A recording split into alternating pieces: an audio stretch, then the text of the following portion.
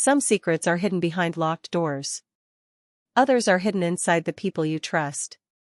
I thought the forbidden room inside Adrian Moretti's mansion contained something dangerous. I was wrong. The danger was the truth. It started when I found a photograph that should not have existed. I was 6 years old in the picture, standing beside a carousel in a small town hundreds of miles away. The problem was simple. Nobody knew I had been there. Nobody except my father.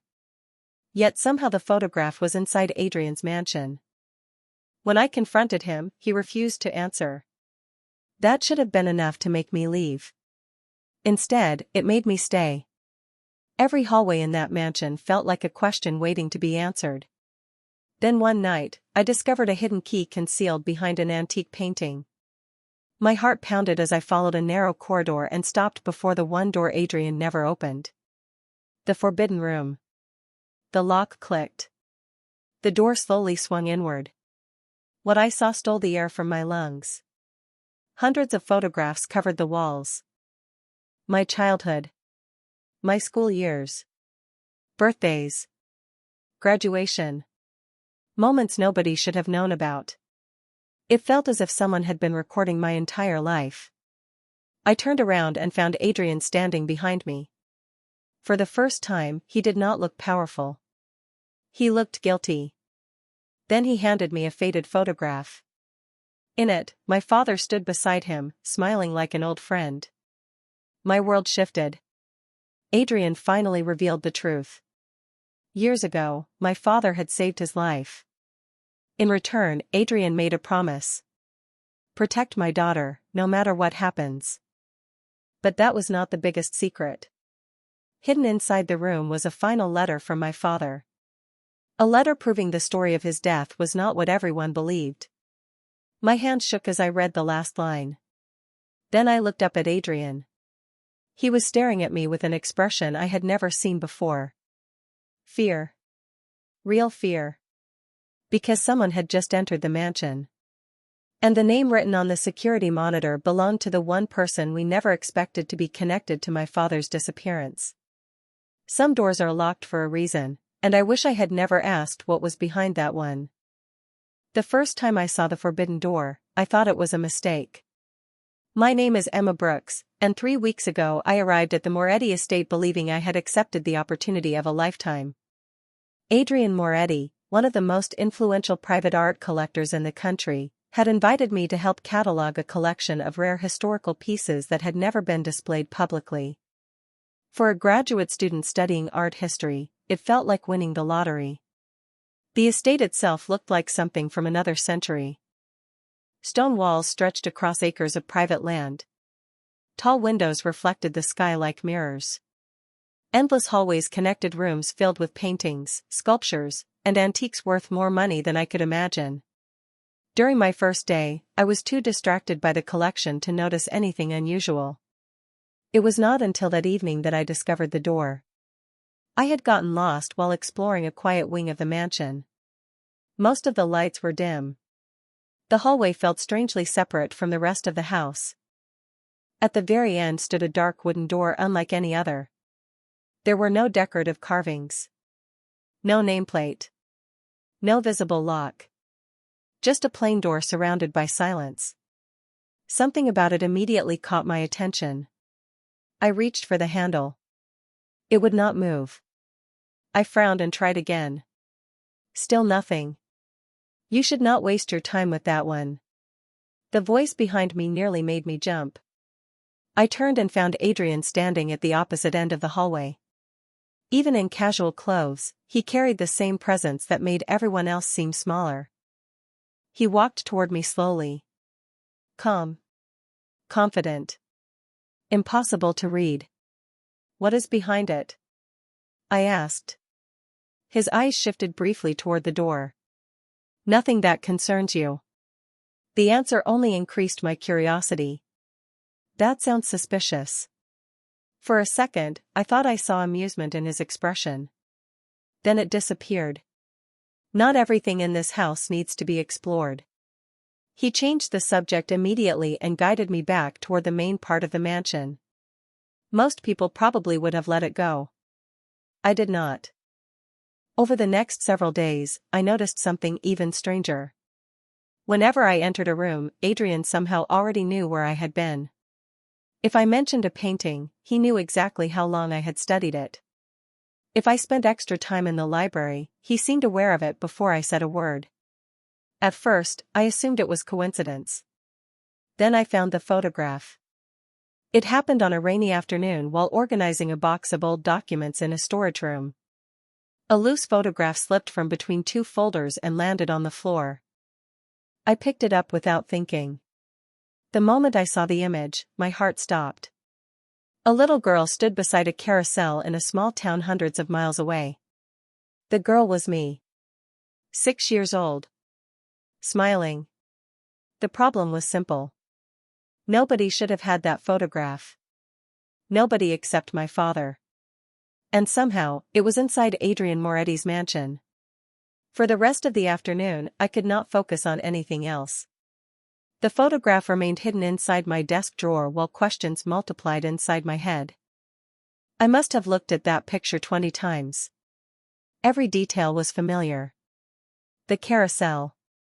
The red bench near the ticket booth. The striped awning in the background. I remembered that day clearly because it had been one of the last trips I took with my father before he passed away. We had driven nearly 300 miles to visit a small coastal town during summer vacation. Nobody knew about that trip except family. Yet somehow the photograph had ended up inside Adrian Moretti's estate. By dinner, curiosity had completely replaced caution. The long dining table felt too large for only 2 people. Soft candlelight reflected across polished wood while rain tapped gently against distant windows. Adrian sat across from me, reviewing documents between bites of food. Calm. Unbothered. As if mysterious photographs appearing inside his mansion were perfectly normal. Finally, I could not stay silent any longer. I reached into my bag and placed the photograph on the table. Adrian's eyes dropped toward it. For the first time since I arrived, I saw genuine surprise. It lasted less than a second. Then his expression became unreadable again. "Where did you find this?" he asked quietly. "Interesting question." I folded my arms. "I was hoping you would answer it." Silence stretched between us. Adrian picked up the photograph carefully. His gaze lingered on it longer than I expected. "You were not supposed to find this." My pulse quickened. "So you know what it is?" "Yes." "Then explain it." He leaned back in his chair. "Not tonight." Frustration surged through me. "You keep doing that." "Doing what?" Giving half an answer and expecting me to stop asking questions. Something almost resembling a smile appeared. "You ask better questions than most people." "That is not a compliment right now." The smile disappeared. For a moment, he looked tired.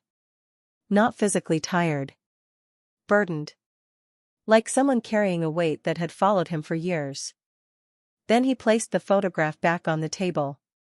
"Emma, there are things about your past you do not know." Every nerve in my body seemed to tighten at once. "What does that mean?" He looked directly into my eyes.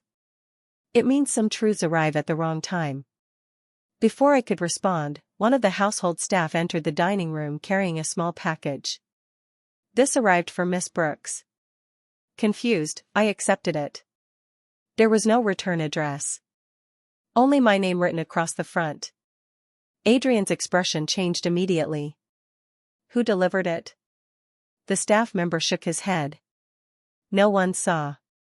A cold feeling settled in my stomach. Slowly, I opened the package. Inside was a small brass key attached to a faded tag. My breath caught the moment I read the handwritten words. East Hall. 3rd floor. The same wing where the locked door waited at the end of the corridor. When I looked up, Adrian was already staring at the key.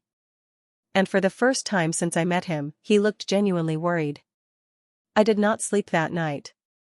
The brass key sat on my nightstand, catching faint moonlight every time I looked toward it.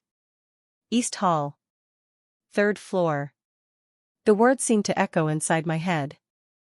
Adrian had taken the package from me after dinner and examined it carefully, but even he could not explain where it came from. That was what bothered me most. Adrian Moretti always seemed to have answers. Yet the moment he saw the key, uncertainty appeared in his eyes. Around midnight, curiosity finally defeated common sense. I slipped out of my room and stepped into the silent hallway. The mansion felt completely different at night. Shadows stretched across polished floors. Antique clocks ticked softly behind closed doors. Every sound seemed louder than it should have been. The third floor was empty when I arrived. The forbidden door waited exactly where I remembered. Motionless. Silent. As if it had been expecting me. My heart pounded as I removed the brass key from my pocket. For several seconds, I simply stared at the lock. Part of me wanted to turn around and leave. Another part needed answers more than it needed comfort. Slowly, I inserted the key. Before I could turn it, a voice behind me shattered the silence.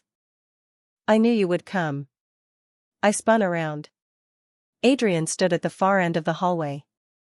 His hands rested casually in his pockets. His expression was calm. Too calm. Almost as if he had anticipated this moment. "You followed me?" I asked. "No." He walked closer. "I know you." Something about that answer unsettled me. Adrian stopped a few feet away and glanced toward the door. For the first time, he looked genuinely conflicted. "Emma, if you open that room tonight, things will change." "Good." The word escaped before I could stop it. "Because I am tired of half-truths." Silence followed. Then Adrian surprised me. He nodded. "Fair enough." My grip tightened around the key. "You are not going to stop me?" "No." His gaze met mine. "But I want you to understand something first."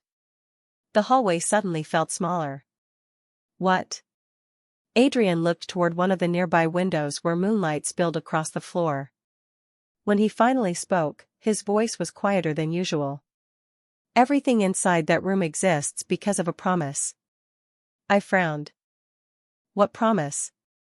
He looked directly at me. "One I made 15 years ago." My pulse quickened. Before I could ask another question, Adrian reached into his jacket pocket and removed something small. A photograph. He handed it to me without speaking. I looked down. The image nearly stopped my heart. A younger Adrian stood beside a man I recognized instantly. My father. The two men appeared close. Comfortable. Friends. My hands began to shake. "How do you know him?" Adrian did not answer immediately. Instead, he glanced once more toward the forbidden door. Then he said 6 words that changed everything.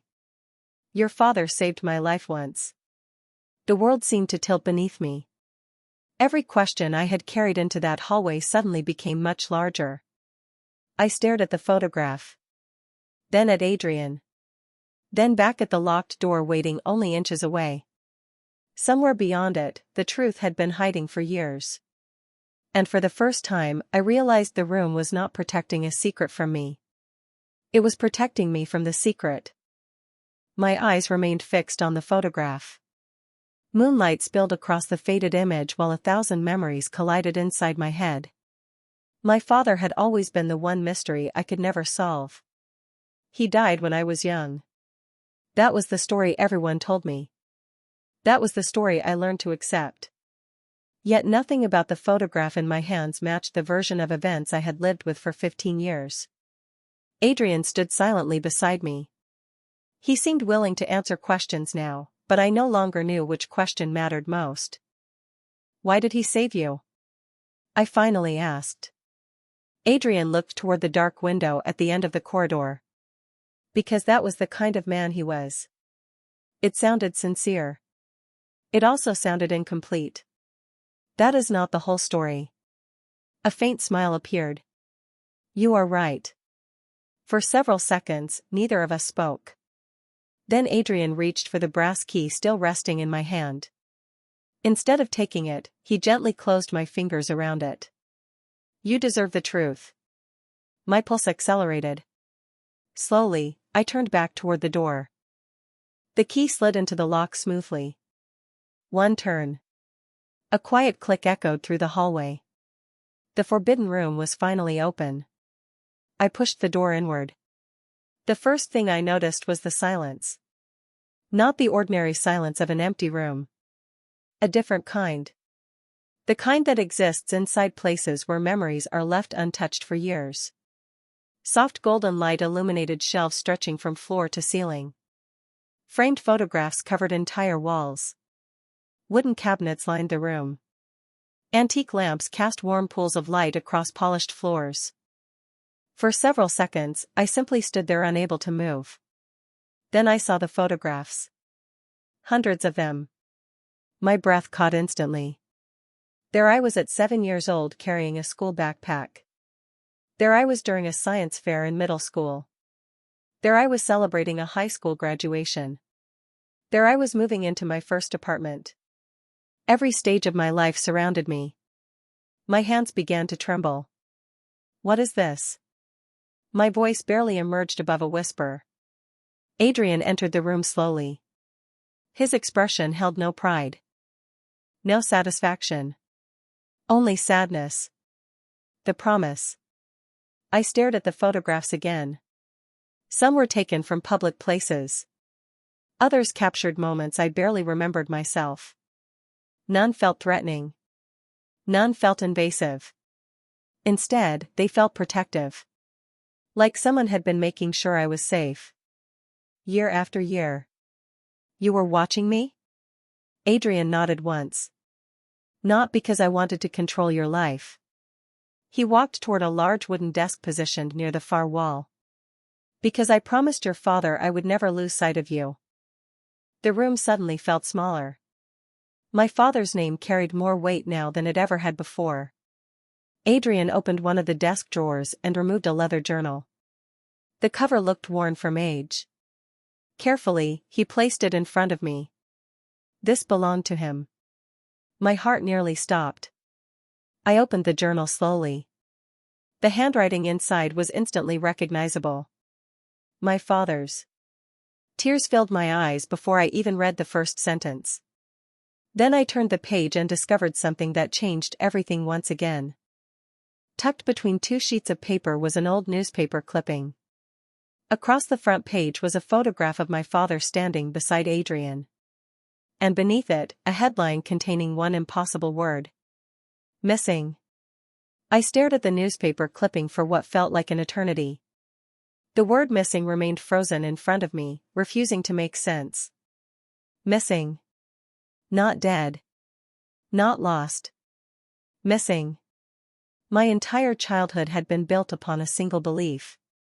My father had died years ago. Friends said it. Teachers said it.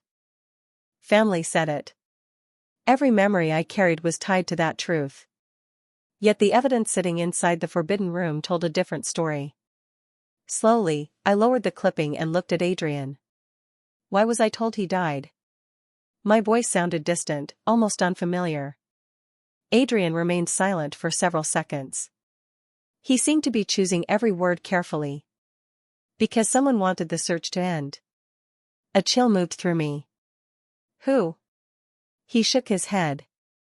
I do not know. I wanted to believe him. The problem was that every answer only created more questions. I turned my attention back to the journal. My father's handwriting filled page after page. Notes. Observations. Names. Dates. Some entries described ordinary days. Others hinted at concerns he never explained completely. Then one sentence caught my attention immediately. If anything happens to me, Emma must never learn the truth until she is ready. My pulse quickened. I read the line again. Then again. The room suddenly felt smaller. What truth? I whispered. Adrian looked toward the journal. That is what I have spent 15 years trying to understand. The answer surprised me. You do not know? Not all of it. For the first time, I realized Adrian was not hiding every secret. Some of them remained mysteries even to him. That realization changed something. The powerful man who always seemed in control suddenly looked human. Fallible. Burdened. I continued turning pages. Near the middle of the journal, I found a folded envelope tucked between two entries. The paper had yellowed with age. My name was written across the front. My heart nearly stopped. Emma. The handwriting belonged to my father. I looked at Adrian. He appeared just as surprised as I felt. I have never seen that before, he said quietly. My hands trembled as I opened the envelope. Inside was a single sheet of paper. The message was short. Almost painfully short. If you are reading this, then the promise was kept. Trust the man who stayed. Tears immediately filled my eyes. The room blurred for a moment. I lowered the letter and stared at Adrian. He looked away. As if he felt uncomfortable receiving trust he had never asked for. Before either of us could speak, a sudden sound echoed from somewhere beyond the room. A door closing. Not inside the hallway. Somewhere deeper within the mansion. Adrian's expression changed instantly. Every trace of emotion vanished. He moved toward the doorway and listened carefully. Did you hear that? I asked. He nodded once. The mansion was supposed to be nearly empty at this hour. Most of the staff had retired for the evening. Silence settled over the corridor outside. Then another sound followed. Footsteps. Slow. Deliberate. Approaching from somewhere in the darkness beyond the east wing. My pulse began racing. Adrian stepped into the hallway and looked toward the shadows.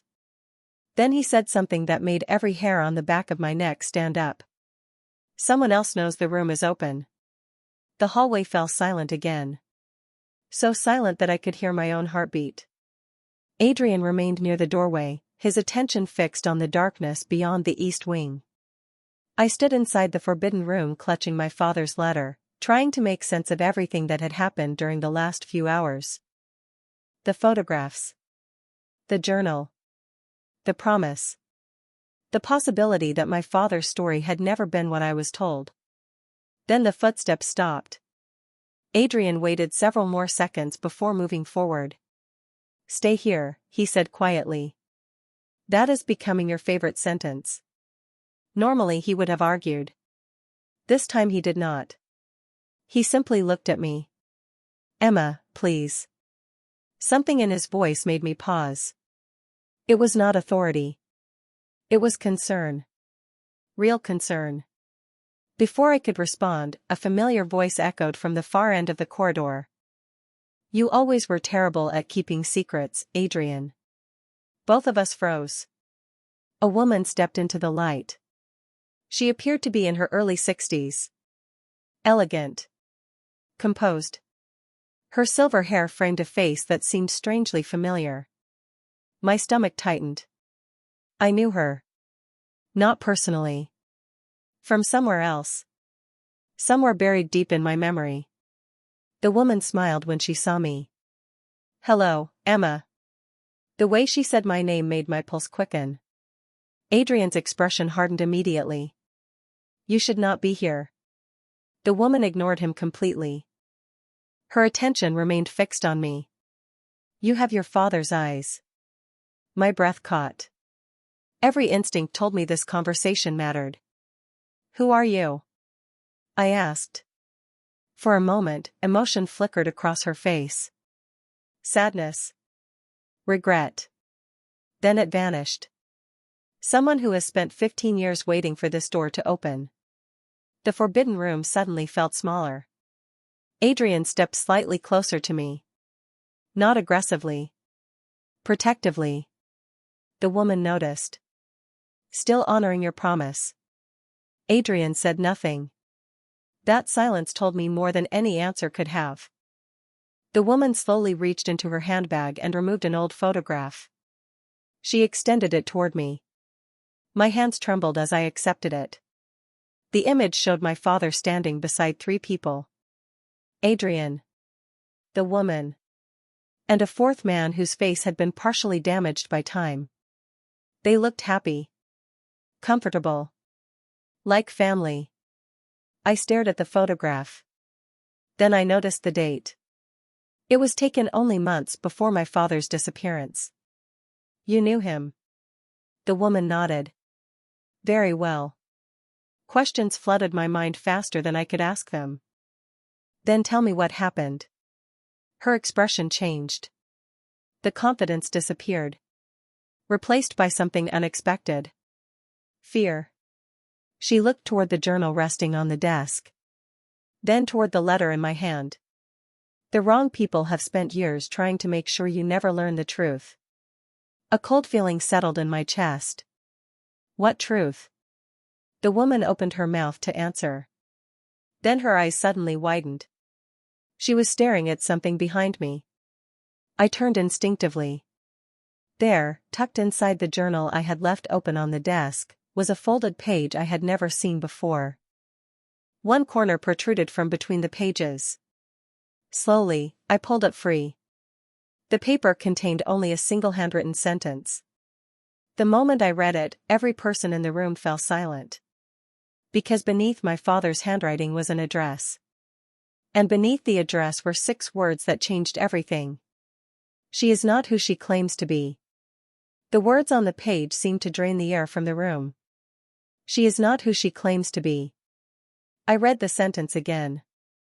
Then again. My father's handwriting was unmistakable. The woman standing across from me had gone completely still. Whatever composure she carried when she entered the mansion was gone now. Adrian noticed it too. His eyes never left her face. Who are you? I asked quietly. This time, the question felt different. Heavier. More dangerous. The woman lowered her gaze toward the photograph in my hand. For a moment, she looked older than before. Tired. Burdened by years she could no longer hide from. My name is Eleanor Hayes, she said softly. At least, that part is true.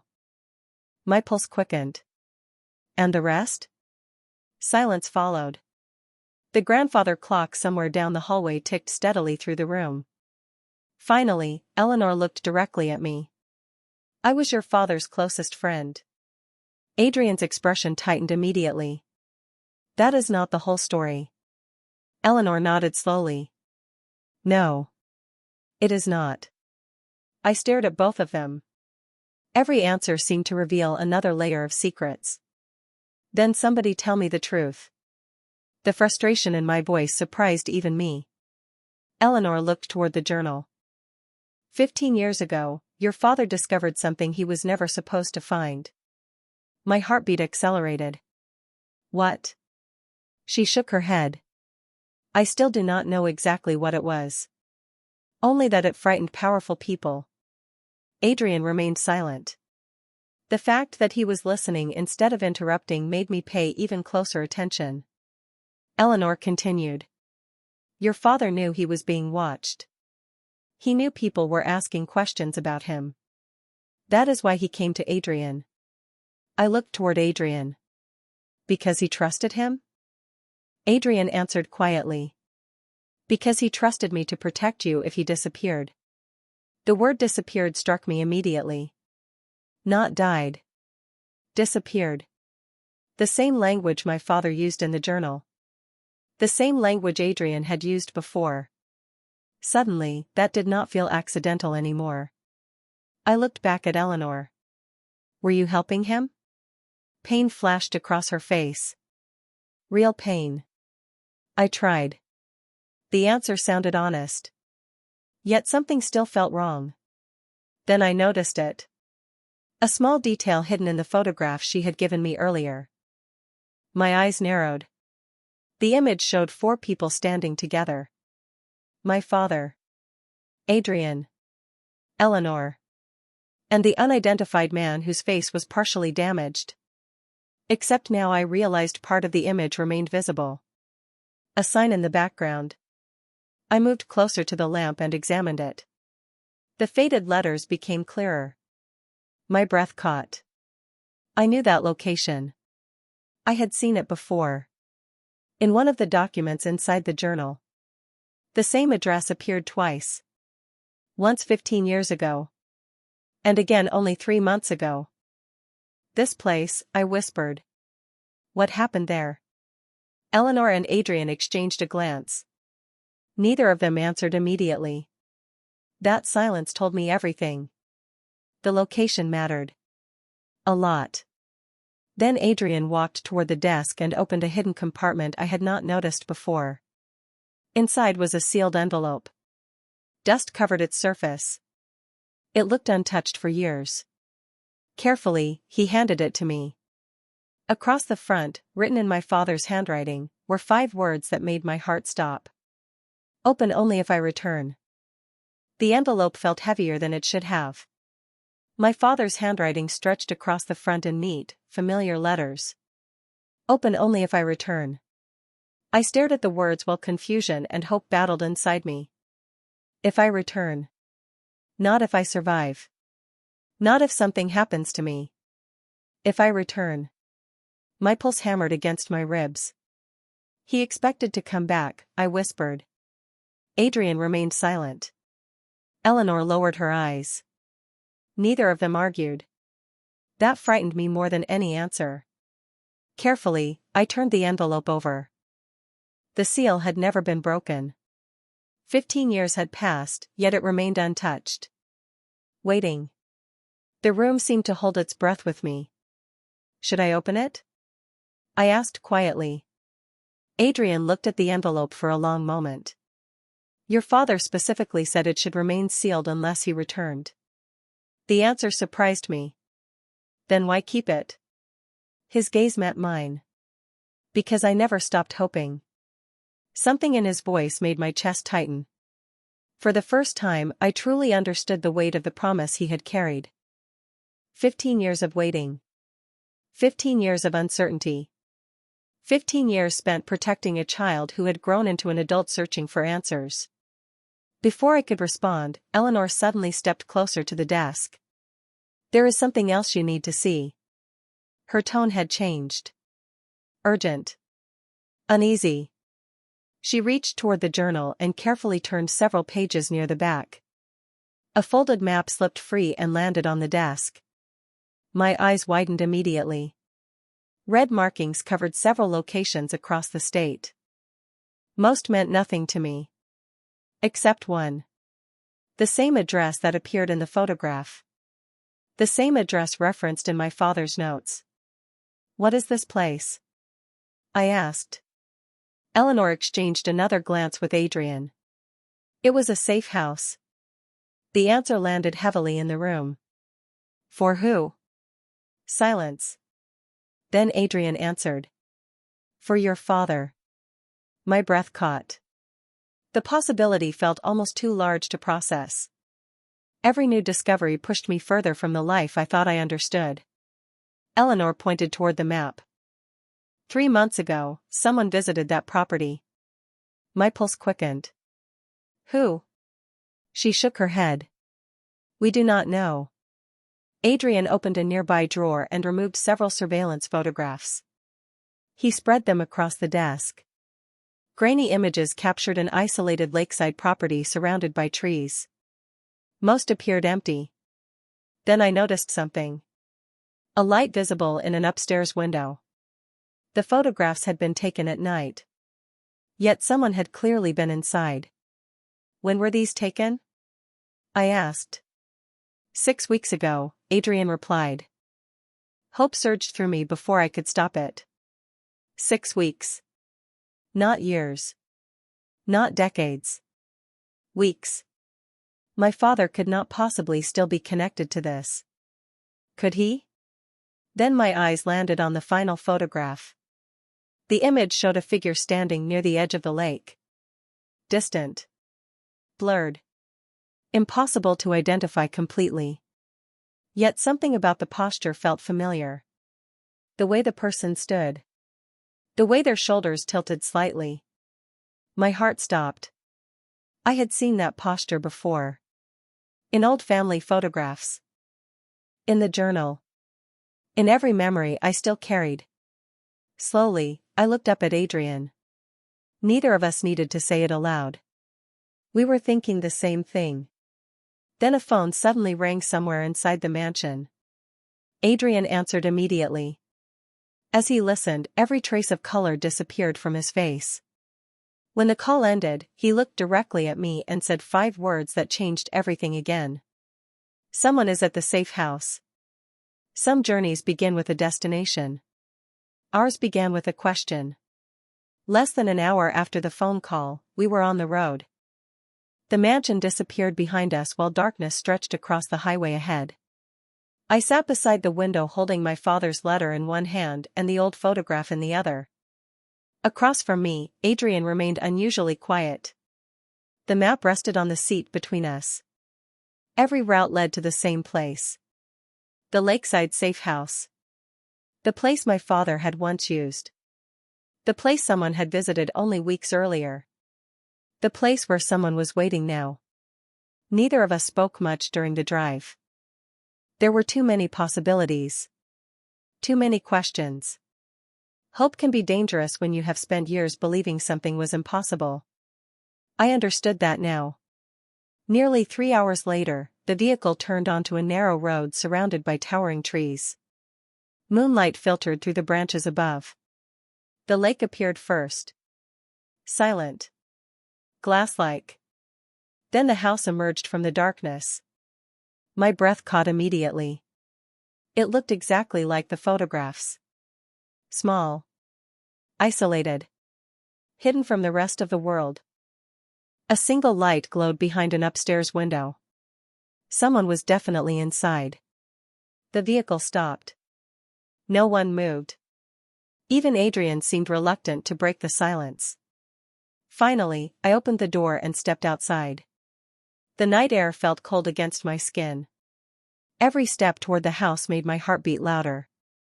Memories surfaced unexpectedly. A wooden dock. A fishing rod.